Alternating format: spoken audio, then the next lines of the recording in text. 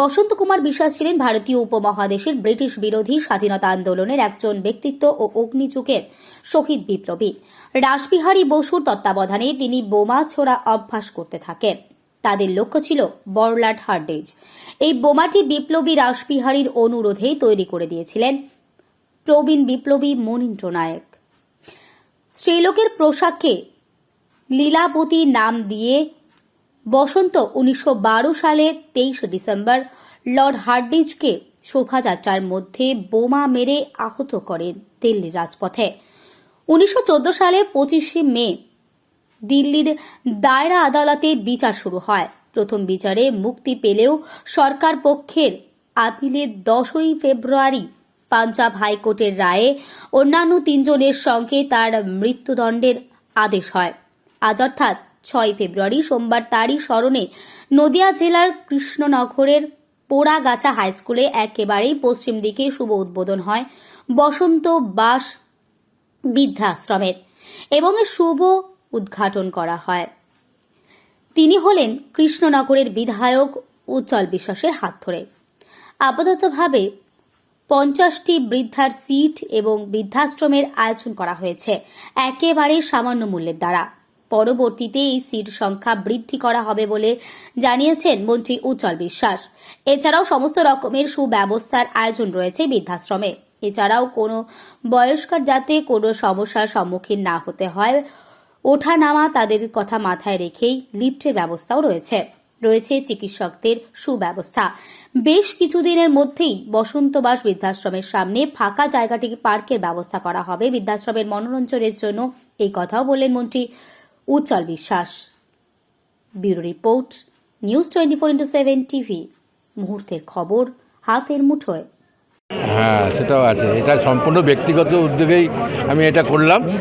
হ্যাঁ, কিন্তু অল্প পয়সা নিশ্চিতভাবে একেবারে তো বিনা পয়সায় করা যায় না, কেননা তাহলে তাদের জন্যে খুব সামান্য পর্যায়ে তাদের উপর কিছু ইয়ের বিনিময়ে আজকে এখানে সুযোগ দিয়েছি এবং 50 জন নিয়ে আপাতত শুরু করলাম এবং তাতে আশা করি এই যে এখানে উপরে দোতলা প্রায় লিফট করেছি। লিফটে বয়স্করা বিভিন্ন জায়গায় জানি তারা ওঠানামা করতে পারে না, তার জন্য লিফটের ব্যবস্থা করেছি। লিফটে ওঠানামা করবেন, কেননা তাদের হাঁটাচলা করা অসুবিধা। তবে ডাক্তার এখানে যারা আছে সবকটা ডাক্তারই এখানে সারাদিন প্রতি সপ্তাহে ডাক্তারের ব্যবস্থা করেছি। তারপরে আমার সাথে যার যে সুযোগ আছে এখানে তাদের প্রত্যেককেই এখানে চিকিৎসা থেকে আরম্ভ করে সব রকম সহযোগিতায় তাদের পাশে থাকার জন্য সুবিধা করেছি। এখানে পার্ক করার জন্য ব্যবস্থা করেছি। এটার পরে পার্ক দেখতে পাবেন, গাছ থাকবে। জমি তো আমারই, সুতরাং এখানে আরও সামনে জমি জমা যেগুলো পড়ে রয়েছে সেই সমস্ত জমি তো আর ফেরত নিতে পারছি না। কিন্তু কথা হচ্ছে যে এখন যে স্বাধীনতার পরে আমাদের অনেক জমি চলে গিয়েছে, তার সঙ্গে নিজের জমিগুলো তারা দখল করে আছে, তাতে কোনো যায় আসে না। কিন্তু কথা হচ্ছে যে দেশের জন্য তো সবই চলে গিয়েছে, তাদের কী আছে, জীবন চলে গিয়েছে, আমার জ্যাঠামশাইদের ঠাকুরদাদাদের সবই গিয়েছে। তা আমি মনে করছি যে আমি কালে স্বাধীনতার পরে দেশের তো আমি কিছু ভালো কাজ তো দেখিয়ে দিতে পারি। তার জন্য সিনেমা একটা করেছি আমার জ্যাঠামশাই বসন্ত বিশ্বাসের নামে এবং তার পরবর্তীকালে এটা নিলাম দায়িত্ব দিয়ে, যে অন্ততপক্ষে একটা বৃদ্ধাশ্রম করে সমাজে এটা ভালো চেষ্টা করছি সরকারকে বোঝানোর জন্য যে অন্তত বসন্ত বিশ্বাসের জন্য কিছু ব্যবস্থা করে যায়। কেননা বসন্ত বিশ্বাসের ফাঁসির অর্ডার হওয়ার পরে তার দেহটা পর্যন্ত আমাদের পরিবারকে দেওয়া হয়নি এবং এত কষ্ট করার পরেও আমরা কিন্তু আমাদের অন্তত বসন্ত বিশ্বাস সবথেকে বেশি রাসবিহারী বসুর পরিবার তাকে ভীষণভাবে নিজের পরিবার মনে করে। আমরা আমাদের পরিবার আমাদের বসন্ত বিশ্বাসকে নিয়ে গর্ব করি। সুতরাং এইটা অন্ততপক্ষে ভারতবর্ষের মধ্যে পশ্চিমবাংলায় অন্ততপক্ষে যাতে মানুষের কাছে পৌঁছে যায়, তার জন্য এটা আমার তরফ থেকে একটা চেষ্টা। একের পর এক প্রকল্প ঘোষণা করছে, একের পর এক অনেক উন্নয়নমূলক কাজ করছে, কিন্তু বসন্ত বিশ্বাস কিন্তু দিয়েছি। বসন্ত বিশ্বাসের এই নাম যেহেতু আলিপুর যে আছে তাতে বসন্ত বিশ্বাসের নাম ভালো করে প্রচারের ব্যবস্থা করা হয়েছে। চাইছো জানতে খোলা হলো এবং করা হলো এবং কিভাবে আপনারা করলেন এই জায়গাটা হচ্ছে আমার। এইখানে হচ্ছে দেশের স্বাধীনতা সংগ্রামী জ্যাঠামশাই বসন্ত বিশ্বাস আমার এই গ্রামে বাড়ি এবং দেশের স্বাধীনতা সংগ্রামীতে ফাঁসির মঞ্চে জীবনের জয়গান গেয়ে গেছিলেন ইনি। সকলেই জানেন লর্ড হার্ডিঞ্জকে বোমা মেরে ফাঁসি হয়েছিল যার, সেই বসন্ত বিশ্বাস এইখানেই আমাদের বাড়িতেই থাকতেন এবং তার জন্যে সবই কিছু হয়েছে, কালে জীবন দিয়েছেন, কিন্তু আমরাও কিছু করতে পারি যাতে, তার জন্যে আজকে এখানে একটি বৃদ্ধাশ্রমে করার জন্য প্রয়াস করেছি।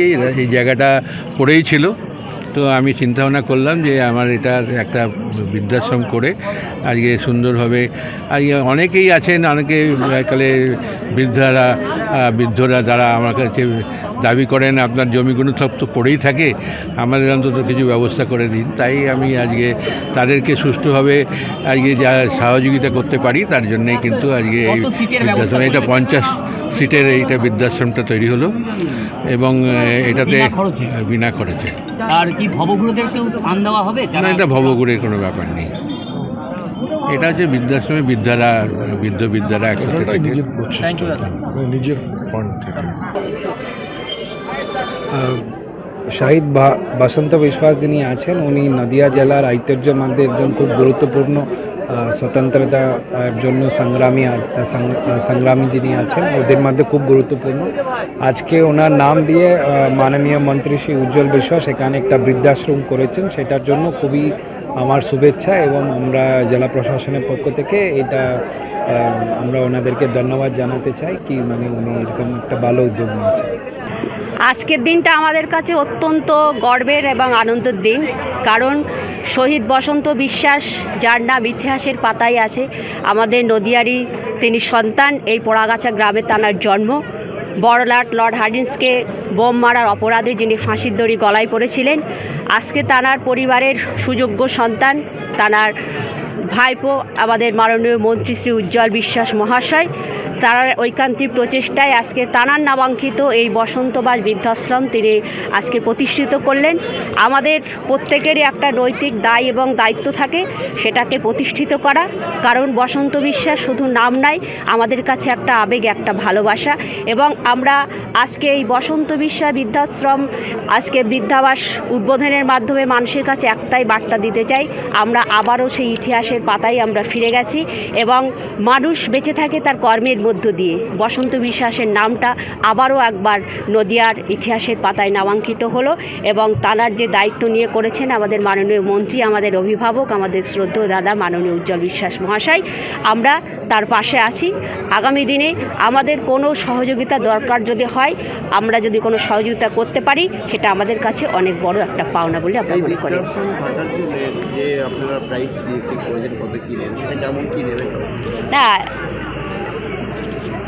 না, 50টা সিট বিশিষ্ট এটা বৃদ্ধাশ্রম তৈরি হয়েছে, এখন সেইভাবে কোনো শিডিউল রেডি হয়নি, ওটা হলে আপনাদের জানিয়ে দেওয়া। মোটামুটি কতজনের থাকার? 50 জনের এই মুহূর্তে ক্যাপাসিটি আছে। কি ব্যবস্থা আছে ভিতরে? না, বৃদ্ধাশ্রমে একটা মানুষ থাকতে গেলে তার যা যা অ্যাকোমোডেশন দরকার নিশ্চয়ই সবই থাকবে।